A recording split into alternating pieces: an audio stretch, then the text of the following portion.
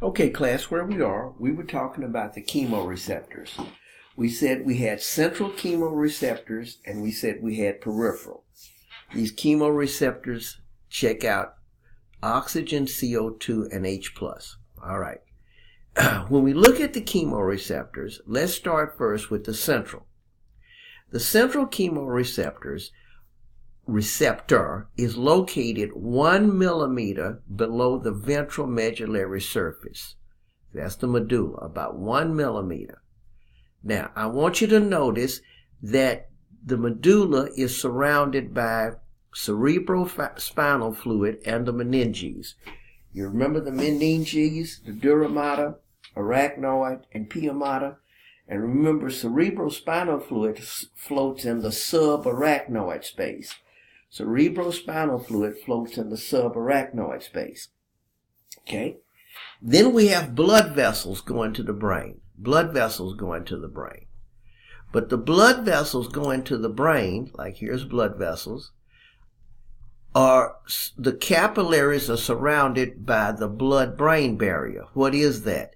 That is essentially tight junction endothelial cells, right? Surrounded by astrocytes. So that's mainly lipid. Water-soluble stuff is hard to get through, like H+. Carbon dioxide can pass easily. All right. So we got cerebrospinal fluid, we got the meninges, we got all of this. All right. Now, this sets the stage for what I want you to listen to. I set the stage anatomically. So the central chemoreceptors, President Brown called central. Okay. They're situated in deeper parts of the medulla oblongata close to the dorsal group of neurons. They are known as the chemosensory area. Okay. Chemosensory. They are sensitive to an increase in hydrogen ion concentration, acid. The problem is that the hydrogen ion cannot cross the blood-brain barrier and blood-cerebrospinal fluid barrier. See those two barriers? Because they are lipid and protons are charged. On the other hand, carbon dioxide can do it. Remember I mentioned carbon dioxide can easily go through. Now, so here's the point I want you to understand. The central chemoreceptors really are sensitive to H+, the acid in the blood. But the acid in the blood can't get to this area that easily because of the surrounding of what? The meninges and the capillaries, blood-brain barrier.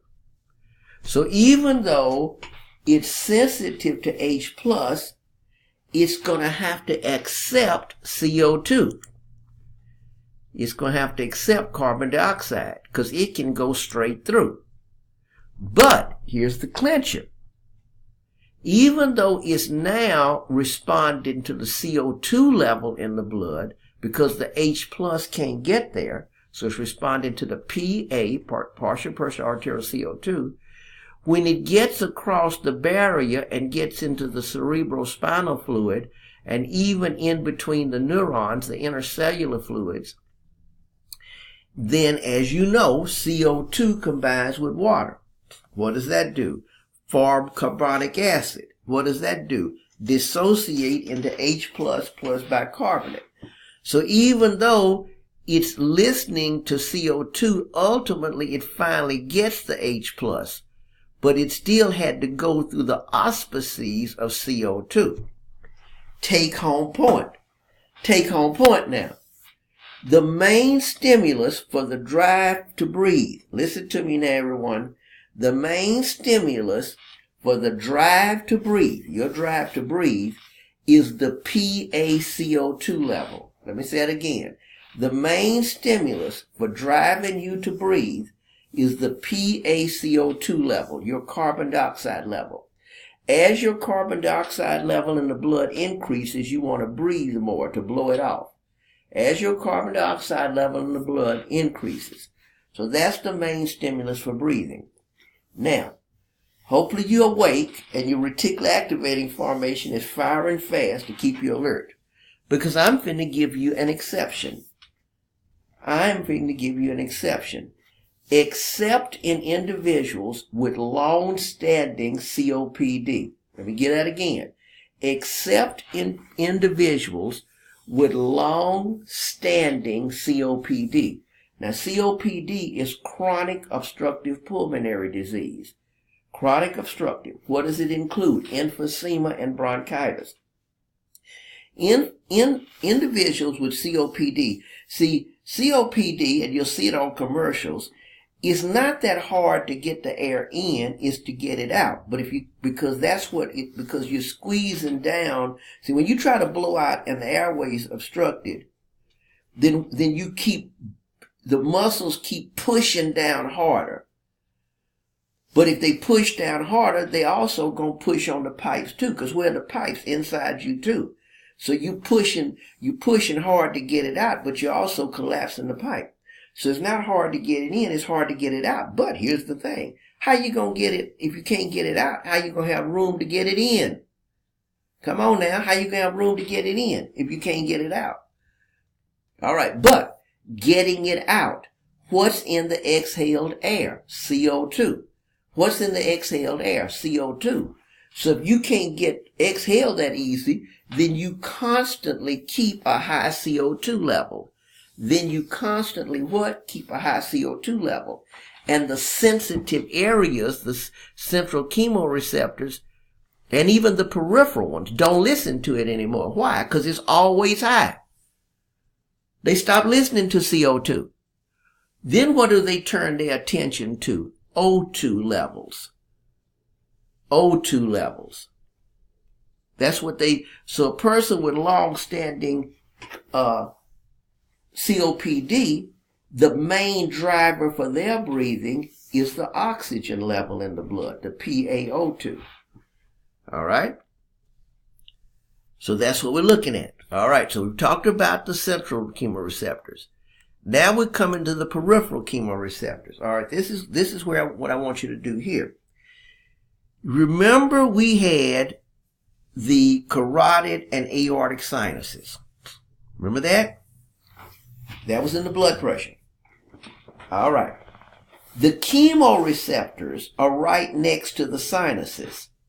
Okay, so we had an aortic sinus, remember, which was a pressure receptor. Well, we have an aortic body.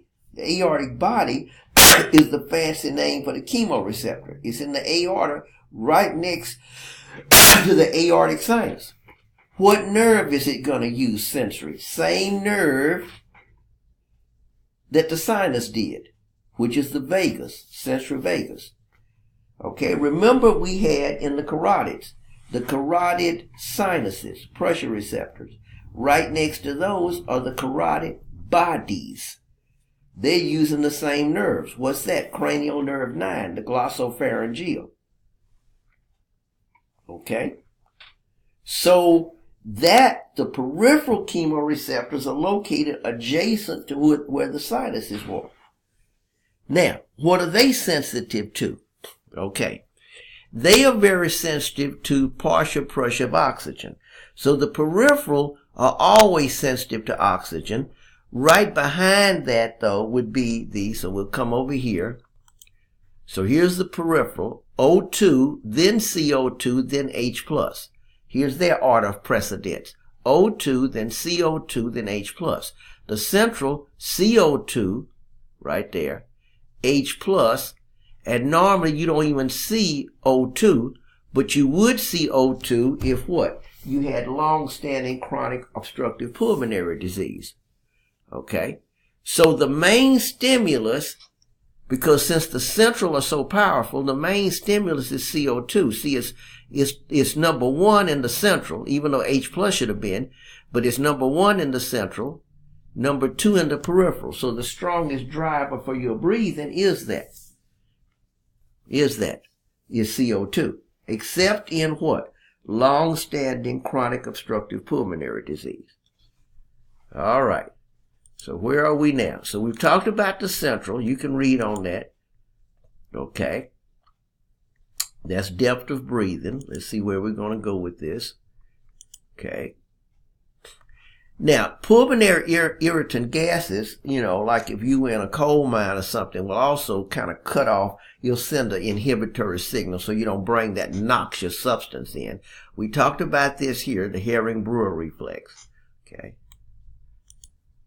All right. We talked about emotions, so nothing to say there. Talked about the cortical control. You can do it yourself. Hyperventilation. Let's talk about that very quickly here. Hyperventilation. So if I do this, what I'm doing is deep breathing, hyperpnea, and somewhat tachypnea, fast breathing. So I'm doing that. Now here's the clint. And so you would say, oh, I'm hyperventilating. Not by strict physiological and medical terms. Okay, now this is splitting hairs. Yes, I'm doing this. And I'm going fast. All right. But hyperventilation on a technical basis is this. It's when, through the effort of breathing, listen to me, through the effort of breathing, that you reduce the PaCO2 below normal. Through the effort of breathing, you reduce the PaCO2 below normal. Now remember, the average value for PaCO2 is 40. We're going to look at the range, because remember, everything in medicine is in a range, but I'm keeping right now with very simple till we get into some stuff.